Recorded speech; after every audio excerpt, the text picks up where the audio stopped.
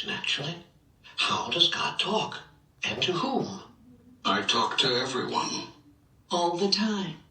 The question is not to whom do I talk, but who listens. First, let's exchange the word talk with the word communicate.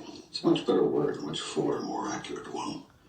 When we try to speak to each other, me to you, you to me, we are immediately constricted by the unbelievable limitation of words. For this reason, I do not communicate by words alone. In fact, rarely do I do so. The most common form of communication is through feeling. Feeling is the language of the soul. If you want to know what's true for you about something, look to how you're feeling about it. Feelings are sometimes difficult to discover, and often even more difficult to acknowledge. Yet hidden in your deepest feelings is your highest truth. The trick is to get to those feelings. I will show you how. Again, if you wish. I also communicate with thought.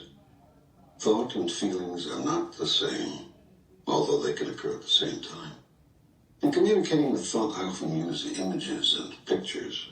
For this reason, thoughts are more effective than mere words as tools of communication. In addition to feelings and thoughts, I also use the vehicle of experience as a grand communicator. And finally, when feelings and thoughts and experience all fail, I use words. Words are really the least effective communicator.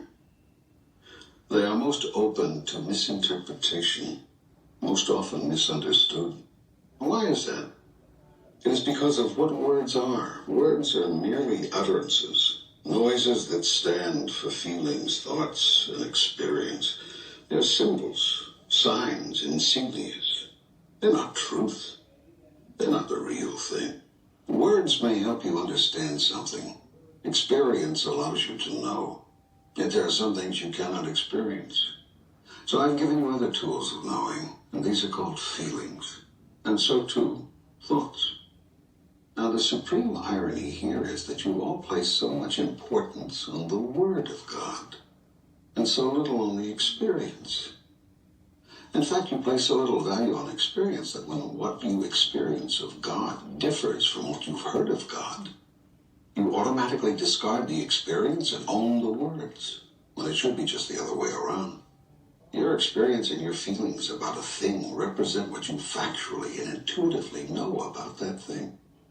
Words can only seek to symbolize what you know, and can often confuse what you know. These, then, are the tools with which I communicate. Yet they are not the methods. For not all feelings, not all thoughts, not all experience, and not all words are from me. Many words have been uttered by others in my name. Many thoughts and many feelings have been sponsored by causes not of my direct creation. Many experiences result from these. The challenge is one of discernment.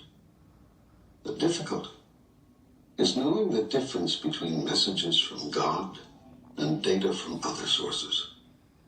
Discrimination is a simple matter with the application of a basic rule. Mine is always your highest thought, your clearest word, your grandest feeling. Anything less is from another source.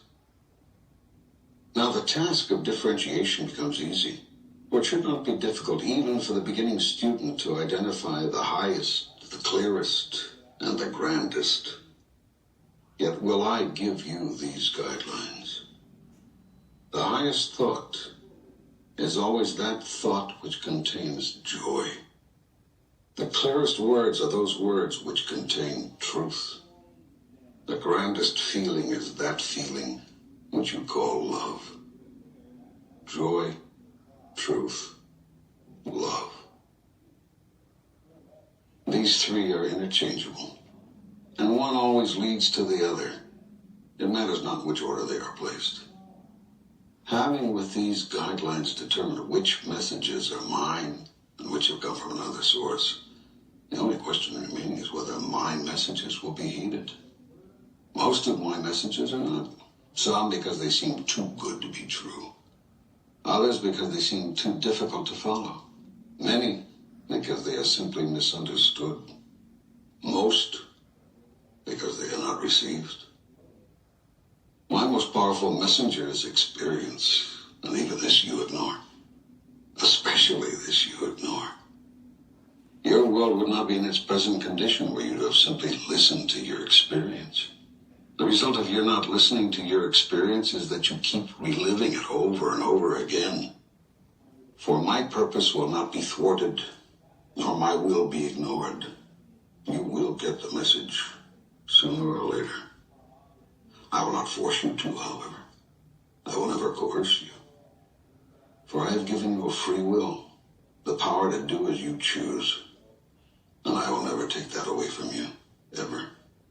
And so I will continue sending you the same messages over and over again throughout the millennia and to whatever corner of the universe you occupy. Endlessly will I send you my messages until you have received them and held them close, calling them your own. My messages will come in 100 forms, in 1,000 moments across 1,000,000 years. You cannot miss them if you truly listen. You cannot ignore them once truly heard. Thus will our communication begin in earnest. For in the past, you have only talked to me, praying to me, interceding with me, beseeching me. Yet now can I talk back to you, even as I'm doing here. How can I know this communication is from God? How do I know this is not my own imagination? What would be the difference? Do you not see that I could just as easily work through your imagination as anything else? I will bring you the exact right thoughts, words, or feelings at any given moment, suited precisely to the purpose at hand, using one device or several. You will know these words are from me because you, of your own accord, have never spoken so clearly. Had you already spoken so clearly on these questions, you would not be asking them. To whom does God communicate? Are there special people? Are there special times? All people are special, and all moments are golden. There's no person and there's no time one more special than another. Many people choose to believe that God communicates in special ways and only with special people. This removes the mass of the people from responsibility for hearing my message, much less receiving it, which is another matter, and allows them to take someone else's word for everything. You don't have to listen to me, for you've already decided that others have heard from me on every subject, and you have them to listen to. By listening to what other people think they heard me say, you don't have to think at all. This is the biggest reason for most people turning from my messages on a personal level. If you acknowledge that you are receiving my messages directly, then you are responsible for interpreting them. It is far safer and much easier to accept the interpretation of others, even others who have lived 2,000 years ago, than seek to interpret the message you may very well be receiving in this moment now. Yet I invite you to a new form of communication with God, a two-way communication. In truth, it is you who have invited me, for I have come to you in this form right now, in answer to your call. Why do some people, take Christ for example, seem to hear more of your communication than others? Because some people are willing to actually listen. They're willing to hear. They're willing to remain open to the communication even when it seems scary or crazy or downright wrong. We should listen to God even when what's being said seems wrong? Especially when it seems wrong. If you think you are right about everything, then needs to talk with God. Go ahead and act on all that you know. But notice that you've all been doing that since time began. And look at what shape the world is in. Clearly, you've missed something. Obviously, there's something you don't understand. That which you do understand must seem right to you, because right is a term you use to designate something with which you agree. What you've missed will, therefore, appear at first to be wrong.